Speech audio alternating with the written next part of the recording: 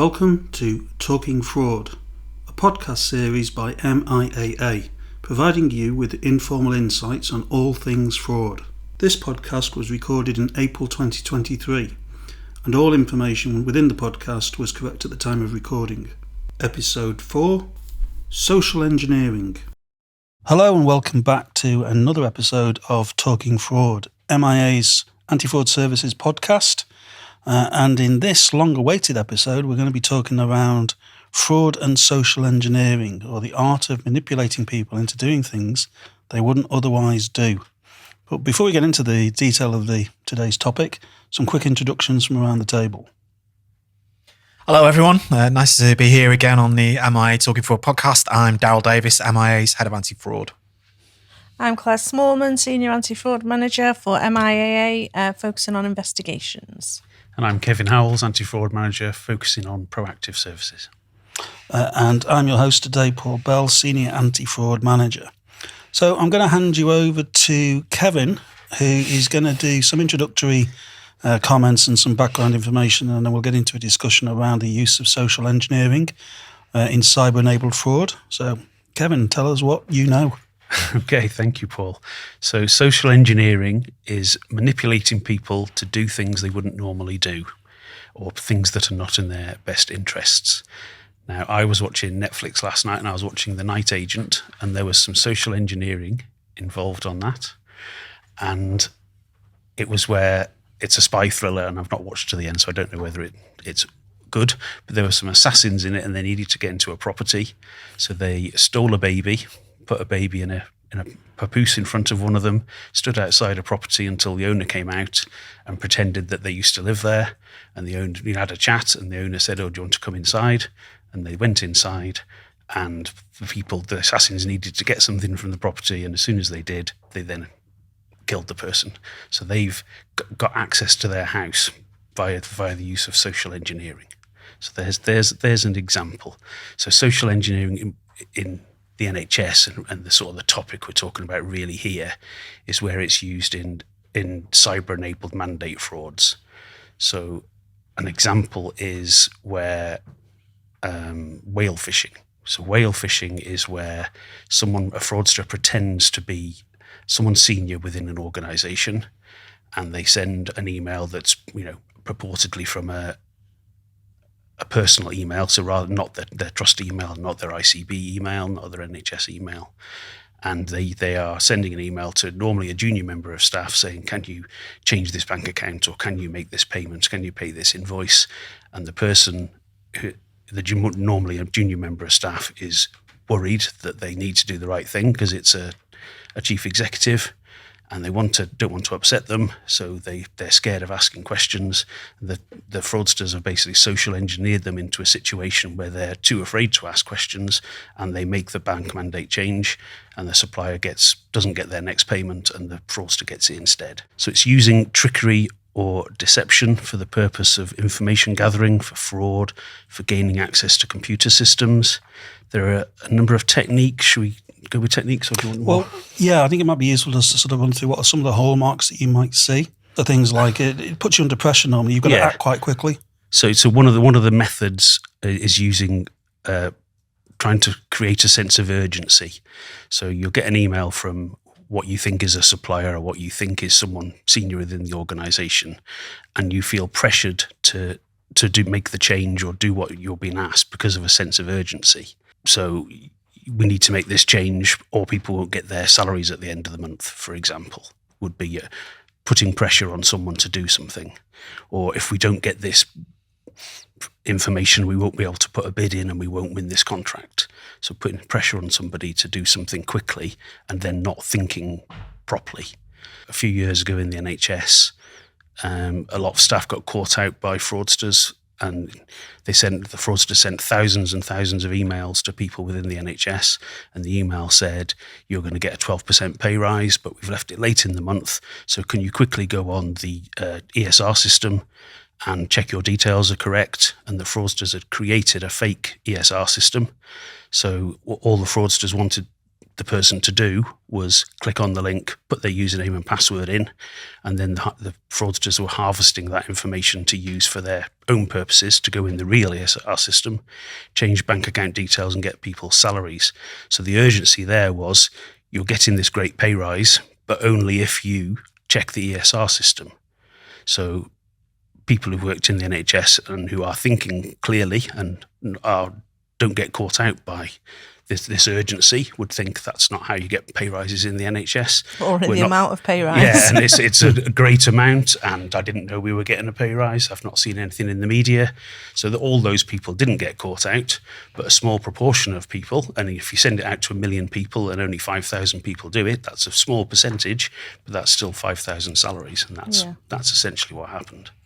Yeah, and I think we're finding more and more, aren't we, in terms of the work we do. We're seeing more of this sort of social engineering being used to try and, as you say, facilitate payments being made to fraudsters. And like you said, Kevin, it's the sort of urgency of it, and and the level in which the person's requesting it, purporting to be sort of the chief exec or whoever. So yeah, we're definitely seeing an uprise in that. It's really interesting, isn't it, the amount of information that is available now to fraudsters.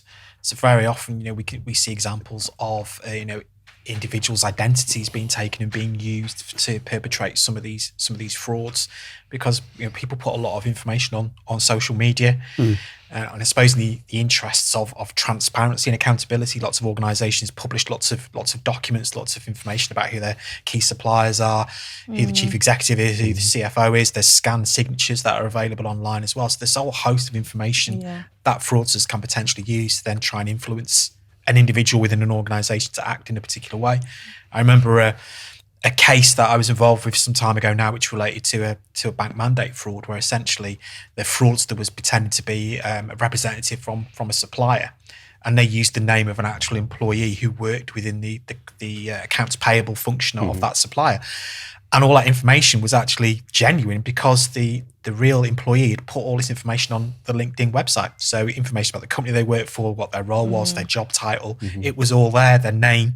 So the fraudster was able to get all that information together, construct a fake email account, and then contact the NHS organisation pretending to be the genuine supplier, which resulted in the bank account details for that supplier being changed and a significant amount of money going out of the NHS and essentially being funneled overseas at a very early opportunity, which meant a lot of that money could never be recovered back to the NHS. But that sense of urgency means the person who received that email wouldn't think that email address looked slightly different, or, using a 1 instead of an I, for example, or different types of A. If you're put under pressure, then you're not thinking straight, and you're not going to identify those sort of issues.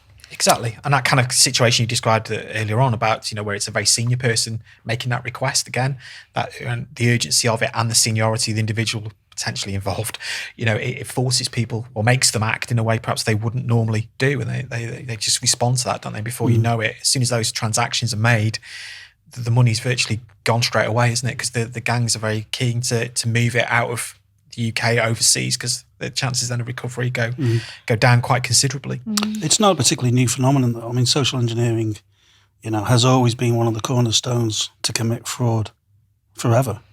At the end of the day, fraud is, carrying out a trick on somebody. I think what we're seeing is it's the more digitalisation of how that trick is now carried out, using various forms of media, social media, phones, computers, PCs, websites, emails, and so on. I think it's more sophisticated now then, and helped by the amount of information that we as, people out there put on our social media. There's 2 types that we're seeing at the moment. So one of it is quite crude, where people just sort of take over somebody's email account and will email somebody in a position of influence or decision-making role in an organisation, but you can quite easily spot it because the email address originates from an institution that, is not NHS connected. So I think those are usually quite easy to sort of spot. And then you have sort of compromised accounts where somebody actually, gets into an email account, and then, an email comes into somebody from somebody that they apparently know, but then still applies the social engineering hallmarks of, you need to do this quickly, I'm in a position of authority, people can be quite intimidated. I mean, we've seen them, you talk about whale fishing, where it's somebody in a senior position in an organisation to often a more junior member of the organisation. But we've seen it elsewhere as well. People purporting to be from the police, revenue and customs. So someone in a position of authority to intimidate people to feel, I need to listen to what they're saying and sort of react on that basis. I mean, you know, it's even the example we were talking about previously off air about the broken phone scam at the moment. You know, that sort of, you know, it's tugging on people's heartstrings. So you get a WhatsApp message or a text message saying, I've broken my phone, I've lost my phone, I'm using my friend's phone at the moment. You need to send me some money because I'm stranded. Some variation on that. And it's tugging on the heartstrings because it's a family member, a loved one. Yeah. They explain away the strange phone number because they're using a friend's phone that the parent wouldn't necessarily have. And then they're in a sort of a crisis situation whereby they have to act quickly in order to transfer some kind of money so someone can get home or whatever it may be. But that's the example. Yeah, and that's one of our clients. Nearly happened to them. They nearly got caught out. They were stopped by bank checks at the end, so they didn't transfer the £500. But one of the techniques the fraudster was using, and I analysed all the communication, was by halfway through the conversation, the fraudster was making the person feel that the fraudster was helping them out. Yeah. If I'm helping you here to be able to pay your daughter the money. So that's another technique that fraudsters use. They twist it so that they're doing you the favour when actually it's the other way around. I've got an example about 12 months ago now of an individual working in one of our clients who was contacted by email purporting to be from the chief executive officer, who was saying, essentially, we're doing a staff awards program and I need you to go out and buy some Amazon vouchers, £1,000 worth of Amazon vouchers. And this individual actually went out and purchased them on her own credit card.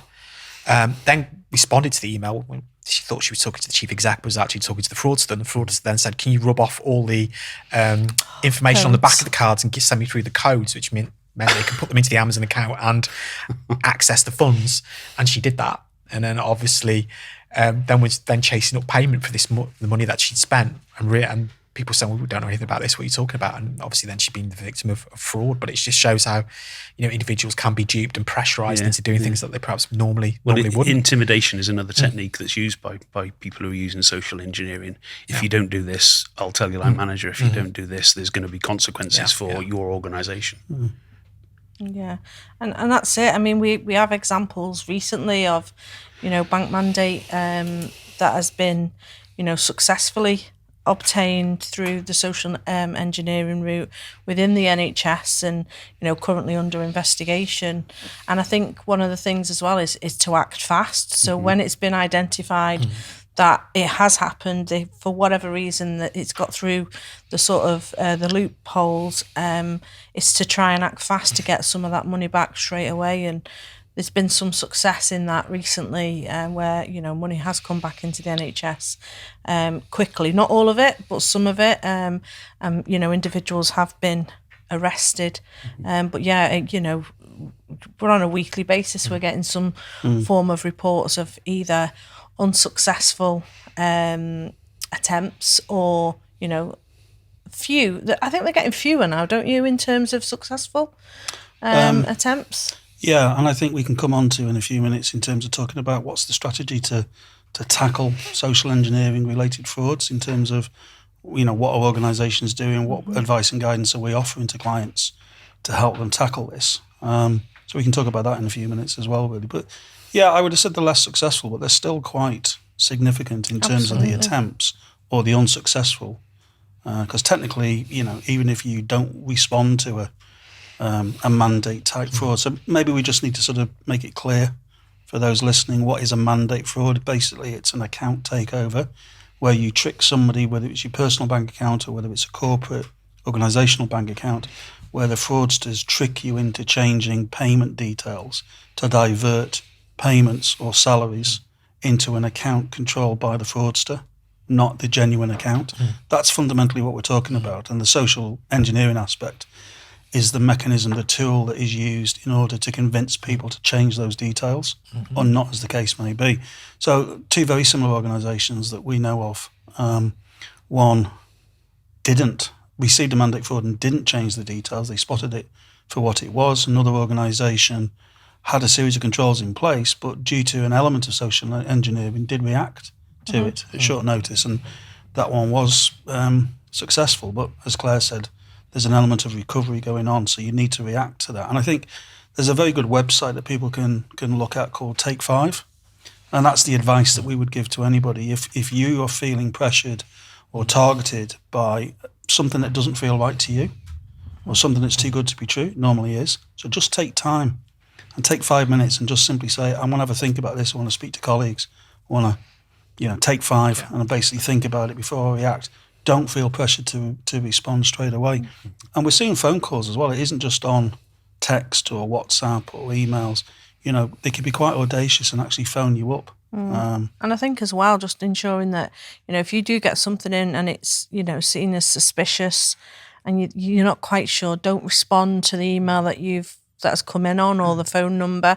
Go back to contact details of somebody you've already spoken to previously with it, if it's a company, supplier, and check it through those routes rather than responding, because you're potentially responding to the fraudster in some of these, and obviously they're going to give you the reassurance that they are who they're alleged to be, when that's not the case. And these types of frauds can result in significant amounts being lost, can't they? Because you think about the activities the NHS and public sector are involved with, like local authorities, where they're building, new hospitals, new schools. They could have multi-million-pound contracts for those particular pieces of work, and invoices could be coming through for 700,000, 800,000, 900,000, £1 million.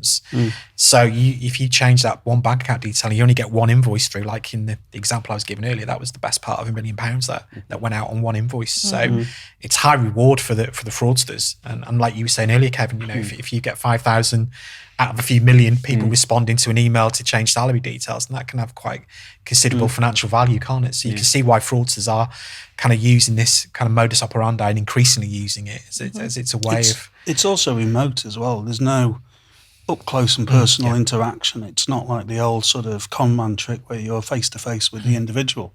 You may be sort of phone to phone with the individual if it's a vishing type scam, which is a voicemail type social engineering scam, but 9 times out of 10 it is quite remote. It could be done by someone other end of the country, even halfway around the world. You fire out multiple messages. It's a shotgun approach rather than a targeted approach, and you only need a few hits to make it successful and worth your while, really. So, I think some of the, Kevin touched on this in terms of some of the hallmarks of what you may see with some kind of social engineering scam. Often it will come from somebody quite senior or in a position of authority. So you're intimidated, you're worried about it. It's revenue and customs, it's the police, it's your chief executive, it's your director of finance. And that itself may be a communication you wouldn't normally get. So there's an unusual communication. I don't normally get emails from the chief executive, so why have I now got one? And as you mentioned, often it will originate with a web-based email address, not the traditional NHS email address. It might not be personalised, so it's not necessarily addressed to you as Darryl or Claire or Kevin, but please can you, it'll just go straight into, please can you do X, Y and Z.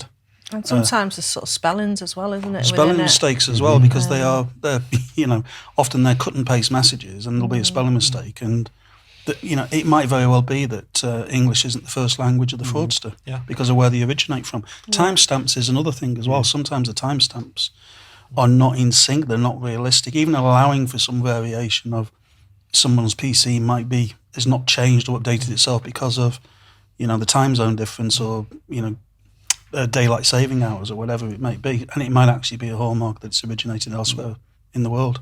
Yeah, the individual I was discussing about the smashed phone scam said with hindsight that while it was going on, she was saying, I just wanted to help my daughter. But she says, once I eventually realised what the problem was, and it was partly thanks to Phil and Holly on This Morning, one of her friends had seen something similar and told her, what on earth are you doing? That's a scam. But she said, with hindsight, looking back at the messages I was getting from the fraudster, most of them were saying at the end, love you, kiss. Well, that's not what my daughter does. I should have realised that could have potentially been a different person because they weren't signing off in their normal way. Yeah. But it plays on emotions, though. Ultimately it is about, overriding emotion over common sense and logic, really. And that's what they're playing on, which I think is a bit more difficult in the work environment. because it isn't going to be that interpersonal particularly. It's more the fear and intimidation factor, where I think personal type scams using social engineering are going to play on your heartstrings and family members and so on and so forth.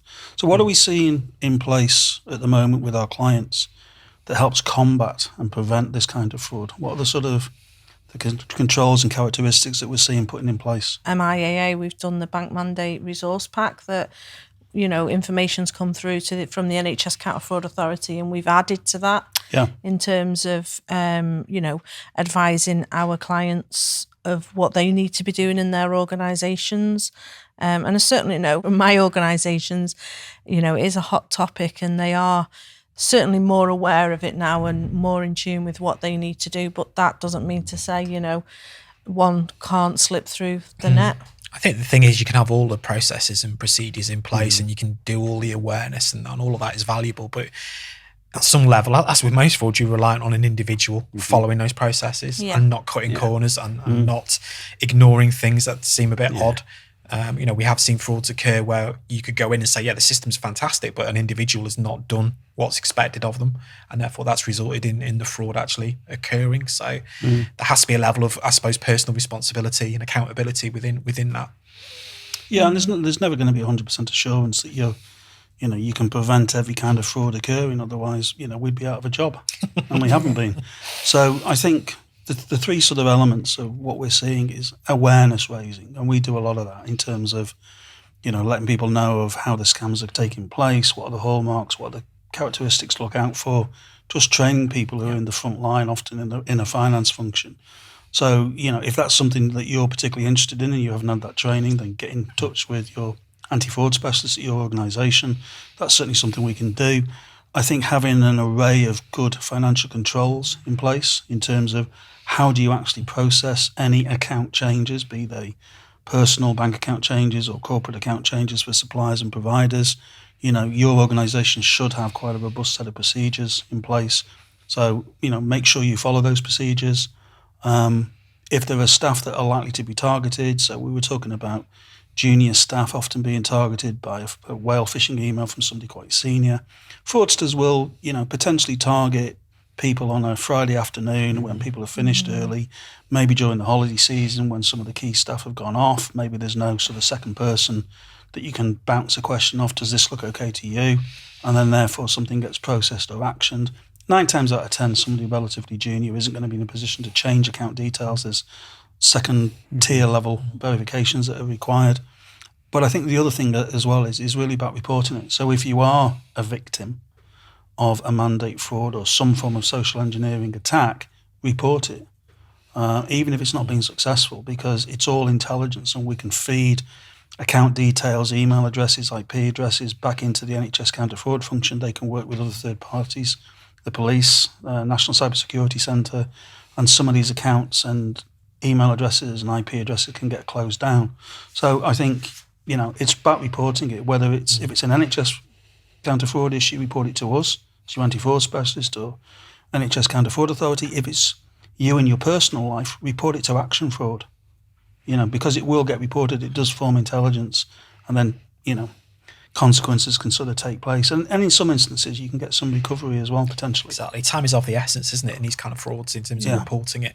Because the longer you leave it, the more chance there is of those funds being moved elsewhere out of certain accounts and overseas. And the chances of recoveries keep dropping and dropping, don't they, as time passes on. So the more able you are to take prompt action, the better. One thing I wanted to ask Kevin about, we've talked about social engineering in terms of tricking people to do certain things, but we were talking previously off air about how social engineering can be used for people not to do things, maybe not ask questions. Yeah, so we've had at MIA and in the wider fraud community, there have been cases that perhaps wouldn't have gone as far as they did if people hadn't been reverse social engineered. So there was an example, a case where an NHS worker pretended they had several people who died, close relatives who died, so had a lot of time off work. And in reality, these people either didn't exist or they were still alive. So the fraudsters created a situation where they're not going to get uncovered because it's an awkward conversation to have. You know, if someone says their grand's died and you need a couple of days off, it's difficult saying no as a line manager. Absolutely. But if they're having 3 weeks, a month off, and this person was having a long time off, well, maybe you should be asking for proof. Yeah, I mean, obviously I had a case as well where a member of NHS staff, a nurse, had, similar to what Kevin was saying, had claimed to be have terminal cancer, and all along this individual didn't have cancer, had never ever received any treatment for cancer. And like you say, it was around, you know, the issue that what she said she was off sick with. It stopped people questioning or following sickness policy, because obviously there was going to be ultimately an end date to this. And that the reason that came about was because the individual, so as part of them having this terminal illness, it was decided that the trust would retire them on ill health grounds, and as part of that ill health grounds, they had to get a consultant's letter from the hospital that was treating them, and obviously at that point that couldn't be provided because there wasn't such hospital, and the individual then came forward to say that she'd made it all up and had never accessed a cancer specialist centre, and that's when obviously we were called in to then investigate it, and she was prosecuted and referred to the Nursing and Midwifery Council, the NMC, with regards to the actions for that. There was another case, wasn't there, recently, where a quite senior individual had multiple full-time jobs, and one of the reasons that wasn't initially discovered was he also said he was having cancer treatment. So again, people weren't in the position, didn't feel they were in the position to challenge him and what he was doing and what he wasn't, more specifically what he wasn't doing. And you can understand that as, you know, managers ourselves, you know, you can understand that in our organisation. We've had people, you know, unfortunately have suffered, and you do everything to help them and make, you know, what could be a short life expectancy better. And you know, for people to sort of prey on that is exploiting it, really, isn't it? I mean, we're not advocating that anybody who has a serious illness should be challenged and you know, asked to sort of prove on a limited sort of lifespan. But I think it's about just being suitably open-minded, that if things don't start to add up, that you shouldn't be put off from asking legitimate questions. You know, it's about finding the balance between, you know, consideration of welfare and well-being of your employees, but also protecting the organisation and just looking out for and spotting any red flags that mean, do you know what, I just need to ask a couple of questions. I mean, really difficult one with the nurse you were talking about, Claire, but conversely, you know, the individual who had multiple deceased or allegedly deceased relatives, you know, you could spot a pattern of activity in terms of, you know, if the individual just said, I feel stressed and went off sick, then that probably wouldn't have been criticised or challenged as much. It was the fact that this individual had friends on Facebook and said, well, I've not seen any posts about their sister passing away or their brother passing away. And that's what really sort of, you know, there's a disconnect between what they were saying to their employer and what they were posting on social media or telling friends, and their just general demeanour as well, that somebody hadn't passed away, really. So I think, you know, we've talked about social engineering, and obviously this is almost reverse social engineering in order preventing people from probing too quickly rather than asking people to do things that they wouldn't otherwise necessarily do. I mean, I had a case similar to the examples we've given where the HR team did actually challenge an individual. So a member of staff had gone off sick due to kind of bereavement and psychological issues as a result of their mother passing away.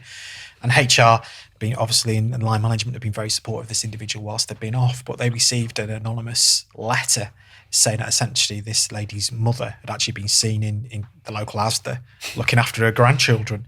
So they actually brought the individual in as part of kind of routine sickness monitoring and put these allegations to them and said, can you just provide us with a copy of the death certificate to prove your mother's death? And to be honest, the individual did actually present the mother's death certificate, but when they got it, they suddenly thought there's something doesn't look quite right about the formatting on this document, and essentially referred the matter through to us. And what we eventually found out through the investigation is that she obtained from the local registrar a copy of her father's death certificate and had then amended it into her mother's name, and that's the document she then used to present to the HR team to kind of allay their concerns. So again, just shows what some individuals will do and what lengths they'll go to. Absolutely, it links into, I'm assuming that would have been a photocopy. What we've said on our previous podcasts around, some of these documentation we should be asking for originals. So you would be able to, that would have been more difficult for the individual to produce if it was an original document. But we should make clear we're not suggesting that NHS organisations should always request a death certificate when someone... Absolutely not. No, and this was only because reasonable. Absolutely. In this instance, it was only because they'd received that anonymous allegation, and they thought originally that it was malicious, and they just, from a HR and management perspective, they just wanted to clear the situation up. They didn't believe for 1 minute that there was an issue, but it's only once this poorly forged certificate was provided that the alarm bells really started ringing. So I think the message is really, in terms of pulling some of these threads together, is that social engineering itself is particularly new. I think what we're seeing is certainly the increased digitalisation of how this is being used to commit frauds, both against organisations but increasingly against individuals, and through social media in particular, Facebook posts and so on, is certainly the sort of new phenomenon. There's a lot of information out there. If you want to protect yourself personally, you'll find information on the National Cybersecurity website. There's some really good information there, both for organisations and also for individuals as well. Have a look at the Take 5 fraud website. If you just put that into a search engine, you'll find it quite quickly. And there's also quite a lot of good information and examples of steps you can take to prevent social engineering-based frauds on the MIAA fraud website as well. We have a fraud hub on there as well. So thanks for everybody for today's contribution to this episode, and we'll see you on the next episode of Talking Fraud. You can find MIAA's Talking Fraud through all the usual podcast platforms.